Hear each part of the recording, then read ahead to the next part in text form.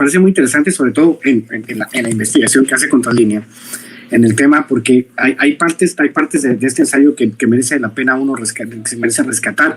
Lo primero que tú planteas en la investigación es que tenemos unos talleres gráficos, que es exactamente, si te das cuenta, es el mismo tema de los libros de texto, que era un negociazo, no sé cuántos era, creo que eran 900 millones o 1.200 millones de pesos que dejaron de ganar los privados, ya que los talleres gráficos de la nación decidieron imprimir los libros. Es exactamente lo mismo, pues para eso están. O sea, ¿por qué vas a duplicar funciones, relegando las funciones o cediéndole las funciones a los privados para que ganen mucho dinero de algo que ya no tienes, de algo que ya existe? O sea, ya tienes el pollo en tu casa, ¿por qué vas a comprar pollo en el mercado, no? Digamos, de alguna manera. Pero esta parte, que me parece muy importante por la construcción de la idea, lo que tú dices es tanto el tema de calidad como el tema de volumen, manejo y custodia de los materiales electorales pueden derivar en fraudes electorales, elaboración masiva y descontrolada de boletas y urnas, que darían paso a lo que tú dices, al carrusel, a las urnas embarazadas, entonces, y como dice Juan Gabriel, pero qué necesidad, ¿no? ¿Para qué tanto problema si tenemos los talleres gráficos que pueden hacer todo esto y pueden trabajarlo de manera excelente? O sea, al final de cuentas es esta dicotomía entre lo público y lo privado, es que los privados siempre lo van a hacer mejor. No es cierto, hay gente con mucho oficio en el gobierno. Ahí está el ejemplo de los ex trabajadores de Pemex que fueron y construyeron la petrolera brasileña gracias a los ingenieros mexicanos. Mucha de la tecnología que tienen los brasileños, gracias a la mano de obra y la inteligencia mexicana, se pudo trabajar en Brasil. Exactamente lo mismo funciona acá, pero me parece súper interesantísimo porque lo que tú planteas también tiene que ver con el esquema, ¿no? de la estafa maestra, compañías que no existen, varias compañías en una sola dirección, que reportaron, no sé, 22 empleados y al último nomás era un empleado en el Seguro Social. O sea, obviamente eso no huele, apesta a corrupción, mi querida Nancy, ¿o cómo la ves tú? Y fíjate, por ejemplo, en esto que mencionabas, es que todo el material electoral debe ser de alta seguridad, porque si tú piensas, cada uno de los elementos que se requieren para las elecciones pasan por estas empresas, o sea, las urnas. Uno piensa, bueno, pues es una cajita, ¿no? Donde uno va y monta los votos.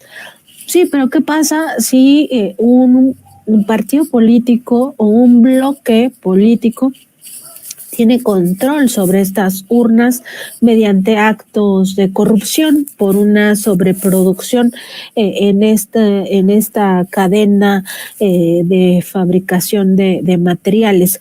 Pues que pueden tener esas urnas extras ya con las boletas tachadas y pues suplantar, o sea, intercambiar las buenas por estas que son fraudulentas.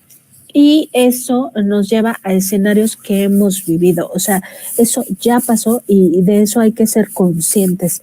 Todas esas experiencias de corrupción han existido y son, digamos, escenarios que han posibilitado que lleguen personas al poder y que ejerzan el poder de una manera despótica, como en el caso del propio Felipe Calderón, donde pues hubo cualquier cantidad de situaciones irregulares en todo el proceso de elección, y al final él dice haya sido como haya sido, ¿no? O sea, no importa cómo se logró hacer el fraude, lo importante es que se hizo el fraude. Entonces, sobre esto que mencionas, pues es que hay demasiados elementos como para no tener la hipótesis de que hay visos de corrupción, sobre todo porque si bien estas empresas todavía no han sido catalogadas ni como factureras ni como empresas fantasma, así se le conoce coloquialmente a estas empresas que no existen o que existen solo en papel, son solo de membrete, pues lo que sí hay evidencia, y eso ya queda muy establecido, es que no han podido comprobar hasta ahora ninguna de sus capacidades instaladas. Es decir, no cuentan con maquinaria, no tienen recursos humanos, esto significa no hay ningún trabajador, sus obligaciones legales no las han cumplido, tampoco han cumplido sus obligaciones fiscales, no tienen certificaciones y pues digamos que no hay ningún control ni de calidad ni de custodia de los materiales.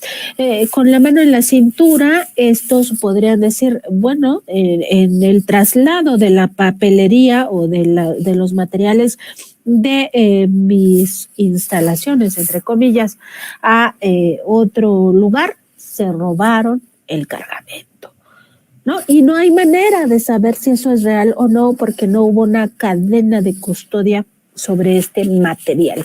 Y ellos deslindarse así de un tema de fraude. ¿Cuántas veces no hemos visto que aparecen decenas de boletas tiradas en baldíos?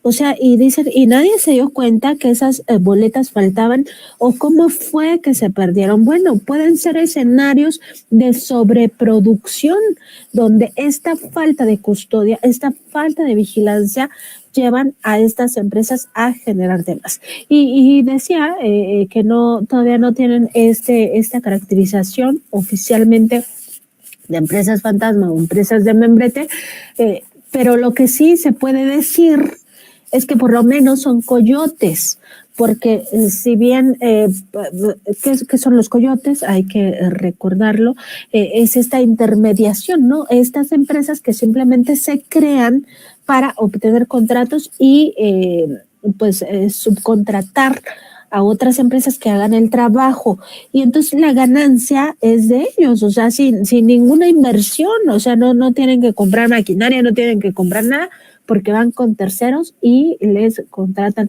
su maquinaria y entonces ya trabajan. Pero esta falta de ética en